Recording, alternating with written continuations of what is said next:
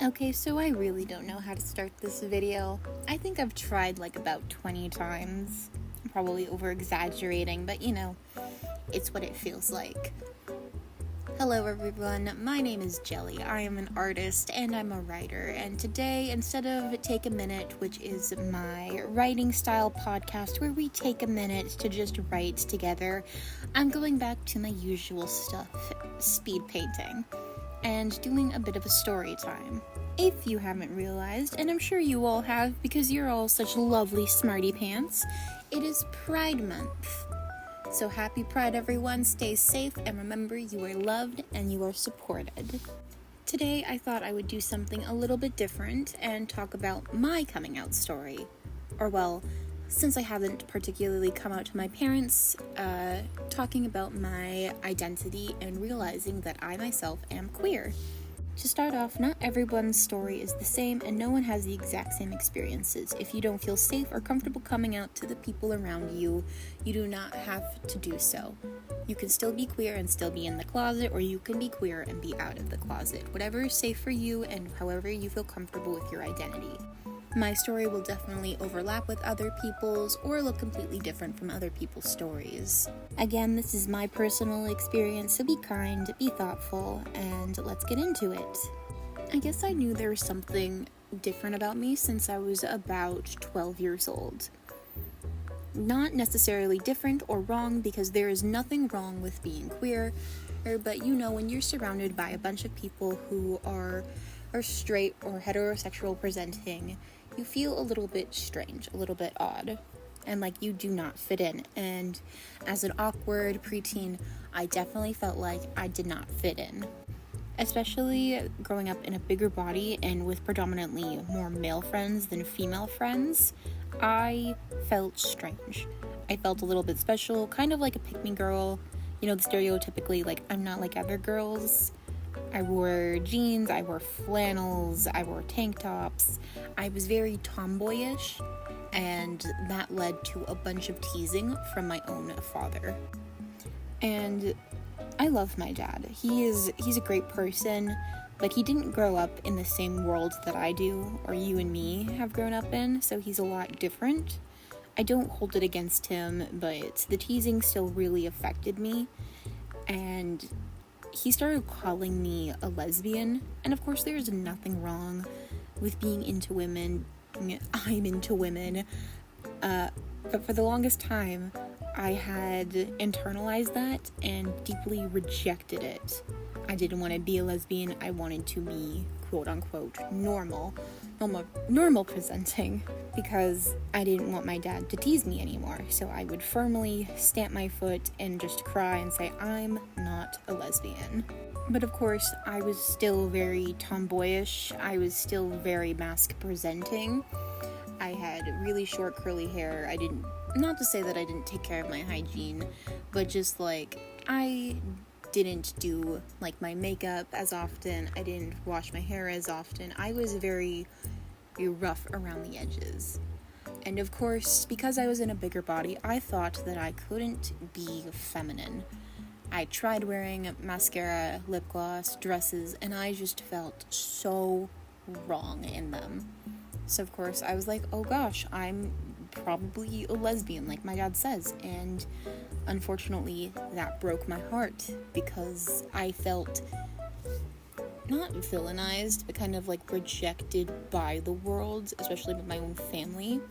And my dad's family is Catholic, so basically being queer and Catholic was not heard of. And in the small, predominantly white and Asian school that I went to, that was very unheard of. Middle school was very rough for me, especially like being in a bigger body, being queer but not realizing it. And of course, like, it is tough for everyone. Middle school is horrible. High school, it was a bit better. I was surrounded by a lot of older classmen. I got to meet people who were very similar to me, and I got to explore. Well, I say explore, but really, I didn't have a boyfriend until during COVID after high school, and even that was like very short-lived. But like I said before, I was surrounded by a bunch of older classmen who were trans, bisexual, gay, queer, and they talked about it, and for them it was normal, and I was so intrigued by it. Of course, I still confidently stood my ground that I was straight. I was an ally though, but I was straight. It wasn't until I was about 19 when I was in my first, not relationship, it was a situationship, and it was a very toxic one. But not when I was in my first situationship did I realize that, oh, I'm asexual. And of course, I did a bunch of research into it to, truly understand my feelings, to grasp the situation. I'm like, this fits so well. So when I was 19 years old, I labeled myself as asexual, and it felt really good to put a label on it. Of course, not everyone needs to label themselves or even wants a label, but I felt really heard and seen once I was able to put that label on myself as asexual. But of course, that had its own hardships. When I came out as ace to my current situationship, he laughed and mocked me and said, that's just what good girls do. That's what normal people are. They only have physical relations with people who they are in relationships with.